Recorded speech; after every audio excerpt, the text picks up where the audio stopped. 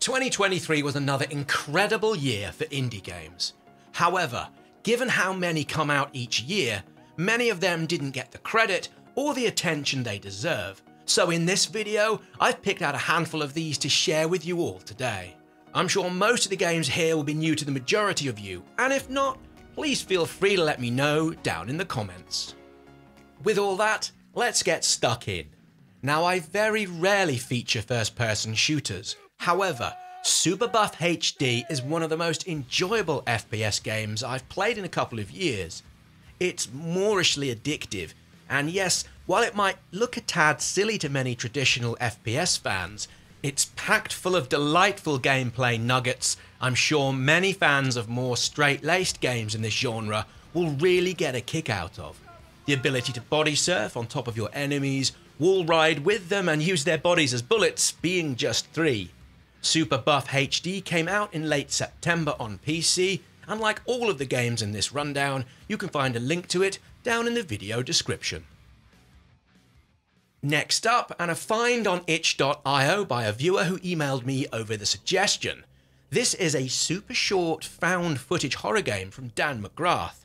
Set in 1997, you play as a private detective having made contact with somebody from Area 51 who says they have evidence of an alien encounter. Most of what makes this a little stunner comes not just in how it uses the found footage material, but also its use of radio.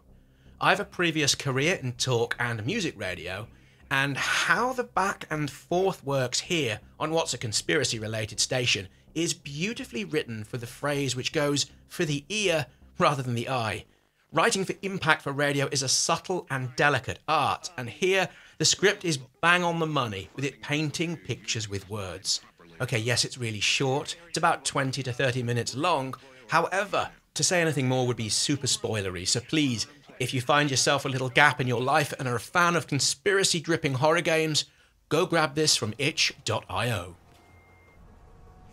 Rain World was yet another game I came to reasonably late, well after it first popped out back in 2017. While it's punishingly difficult, I rank having finished it as one of my proudest video game moments. Rain World Downpour, well, it's a DLC which came out in early January of 2023, with it adding a huge amount of variety to the original game. It's a collaboration between the game's developers and the exceptionally active modding community. In this expansion, there are 5 different variations of the Slugcat, each with various skills suited to the new and evolved environment. Players are also able to alter the game's difficulty, make use of in-game tutorials, and my personal favourite addition, local co-op for up to 4 players, to help share what remains one of the most enjoyable survival sim-adventure games from the last decade. You can pick this DLC up for PC, PlayStation, the Switch, and the Xbox.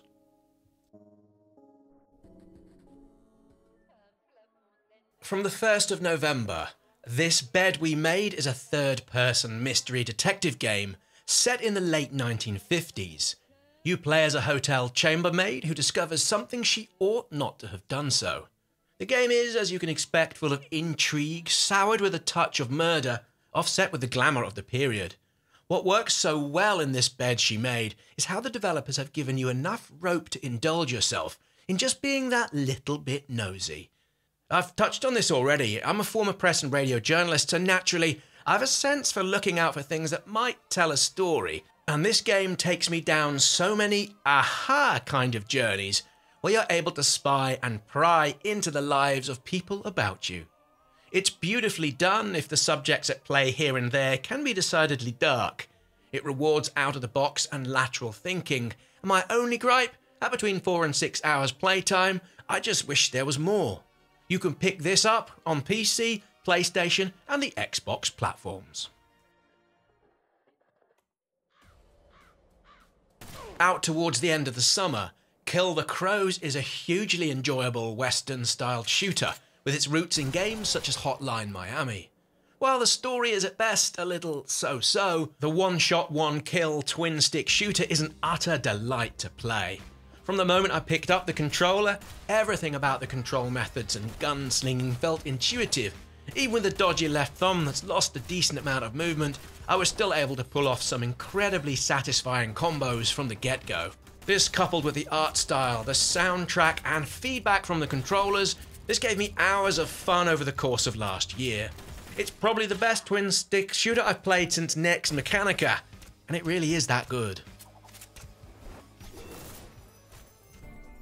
So I know what you're probably thinking.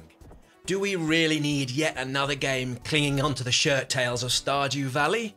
Well, on the face of things, that's what a first glance of Moonstone Island suggests. However, trust me, while it does do so many of the farming and community things you see in Stardew, it builds on this premise with a side helping of monster collecting and a combat system, where you can choose cards in a similar fashion to that of the king of card games, Slay the Spire. Couple this with an exploration system where you're able to travel to other islands to reap their resources for use back home, as well as dungeon crawling, it's an honest recipe for a time sink of epic proportions. We've been playing this as a family in what we call our fake couch co-op modes, where we gather around the TV and play all together, taking turns with the controller. We're 20 or so hours in, and I'm sure we're only scratching the surface. Moonstone Island is available for PC. Let's keep things ticking over with Dungeon Golf, which, as the name suggests, features mini golfing, or crazy golf as we know it round our way, all mixed in with a hearty dose of dungeon exploring and battling.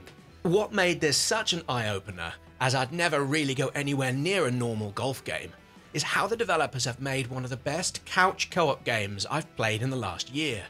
You can have up to 4 people playing at once, with it not just offering a standard head-to-head gameplay, but also you're able to essentially cheat and bash your opponent's ball, let's say, into a trap after they've knocked one stiff close to the pin.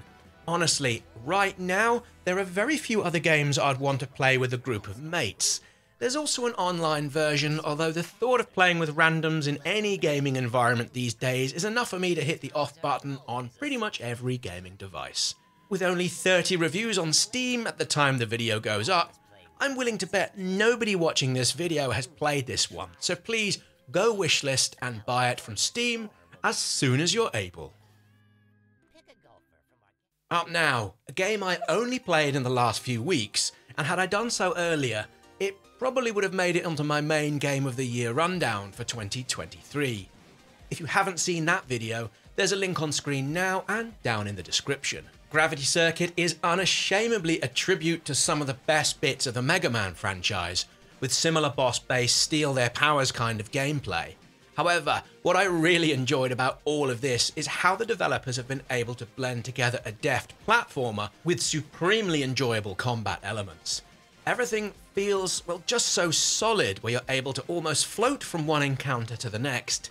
It feels exceptionally intuitive from the very beginning, with a simple learning curve that rewards simply just getting into it and trying your best. I adored Gravity Circuit, with it now a firm top 10 platform cum scrapper game I've ever played. Gravity Circuit is available on PC, PlayStation, and the Switch. Next up, Videoverse came out in the early summer onto PC. It's a decision-based narrative adventure interactive visual novel, with Emmett, a young video game developer and aspiring artist, who, like me back in the mid to late 90s, spends his time engaged in the various discourse in a number of video game communities, while also using an almost identical copy of AOL's instant messenger service. While it's all decidedly lo-fi, it doesn't hold back. In places, it cuts close to the bone, with there being also a fair bit of profanity and themes of an adult nature which again mirror the lawlessness of the early publicly accessible internet. Come the end, I'd experienced so many emotions while playing, from joy, sadness, despair, and a similar sense of privilege afforded to Emmett. It's a snapshot of a time long gone and a true delight. And finally, probably my most loved indie game from last year you most likely haven't played, we have Moonring. This comes from Dean Carter, who you may remember as one of the co-creators of the legendary Fable. Now, firstly, don't dismiss this given how it looks, which is, let's say, decidedly retro, although I'm rather drawn to the red and cyan pairing, which I find rather pleasing. This look and feel is mirrored in the gameplay, with Moonring offering an RPG experience that feels straight out of the late 1980s. Although of course it uses modern tropes of the kind of RPGs from this and the last generation. All of this is of course by design, with the developer having said, "I hope Moonring recaptures some of the spirit of those days for you." Carter writes on the Moonring Steam page, "For those who did not, I hope the more modern conveniences you find in the game allow you to catch a glimpse of things we did 40 years ago. And you know what else? This game is totally free." So there we go, between these games there's a ton of fun to be had, and if you made it this far, I'd urge you to go into the description and check out the game's homepage and perhaps pick them up. I'm sure there's one or two things here for pretty much most people. Thanks again for watching, and I'll see you all here soon for another indie game video.